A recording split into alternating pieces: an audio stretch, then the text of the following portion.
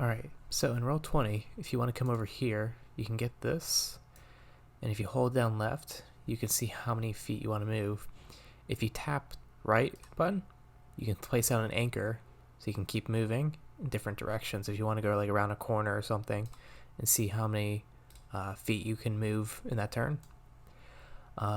If you also go back here to this so you can actually move your token, if you do the same thing, if you hold down left while moving and you press or tap the right button, you can get a little line, and this way you can actually move your mini. You can do the same thing if you tap it again, you put out an anchor, and everyone else will see you move on their end. To you, you just kind of tap that and you see a line happening. You place it down there. They'll just see you actually move. Lastly, you see you have your profile like image here. If you go to the little gear icon and then you go to audio and video display, you can change that. You can make it larger if you want to, smaller, or you can make it names only, so that way it's not taking up really anything. That's what I recommend to do. Alright, so if you want to use D&D Beyond and you want to still have it roll in Roll20, you have to get this extension, and I believe this extension is available for Chrome and Firefox. But all you do is you add it, then when you go to here, you'll see this little icon show up. And so if you go and you want to cast a spell, you can look at it. You can cast on a virtual tabletop, or you can like go here to the side, cast it, and that way it'll show up in Roll20. The one thing I recommend though is that you go to character settings and you turn, you see enable digital dice rolling for this character. Turn that off, because if you have it on, it will have the dice roll, and that takes longer for it to transfer over to Roll20. So instead you should have that turned off, and then it's just instantaneous. It just goes right over there. Alright, so if you want to use Roll20 for your character sheet and you want to set up fast, what you do is you can go to 5e tools, and you have a few things you can you have to add so you can get it set up. So first you have to get this Roll20 Enhancement Suite. So you have it for Firefox and Chrome. Firefox is a bit easier because it's an extension. If you do it on Chrome, you have to manually download it, and then you follow these steps to install it. It's pretty easy. And then you need to get Tampermonkey. So again, Firefox and Chrome, this is just an extension. So you just go to your Chrome, Firefox, you just have it installed. Lastly, once you have those two done, you go to this link here, and it'll bring you to something like this. You have to make sure you have the Tampermonkey installed, and you'll just click install on here. I already have it installed, so it just says reinstall for me. But after that, you can come to Roll20 and you see this all pops up. That means it's working correctly. If you go and you have a character,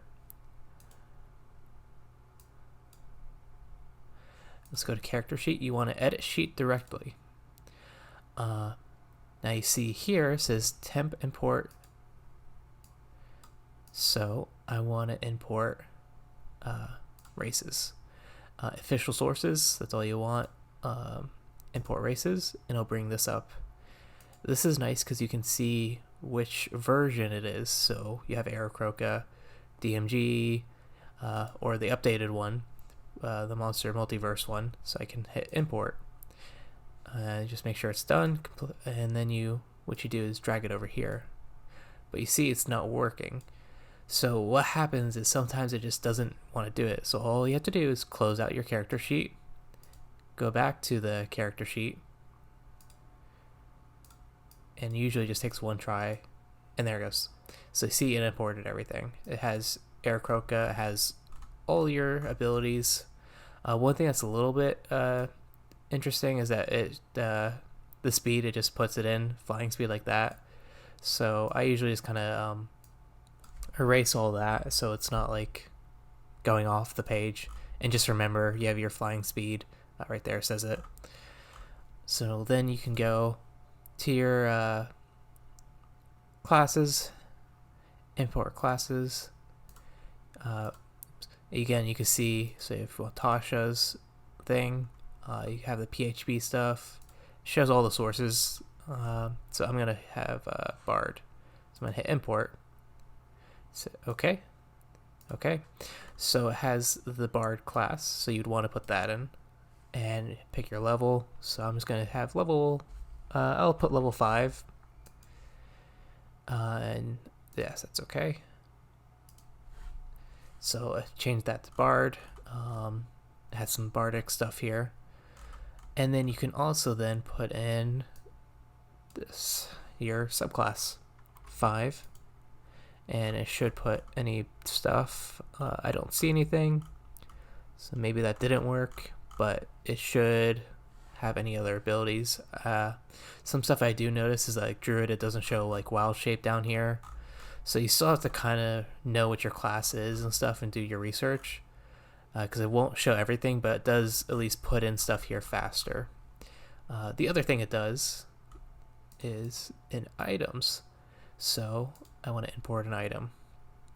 And this will take a little bit because there's quite a few items. So say I want to put in a hand crossbow. There it is. And it shows you like all the items, their sources and stuff. So I want to import just a hand crossbow. And I drag and drop. It will put it in my equipment, but unfortunately it does not put it in my attack thing. So I have to manually set that up, but at least it's in my equipment. Lastly, the spells. It also has feats as well and backgrounds, which you can just do the same thing, drag and drop. But spells, this one I really like. Import spells from all sources, and then you can look up any spell. So let's do fireball. Import. I drag that over. You see fireball's right there. It has everything already set up for you, so you just have to cast it, pick which level, submit, and there it is. You got your fireball. So that way you don't have to manually put in all this stuff. Otherwise you would have to type that all in, get all the stuff set up. If it's an attack, you got to do all the extra work. This makes it much, much faster. So, all right.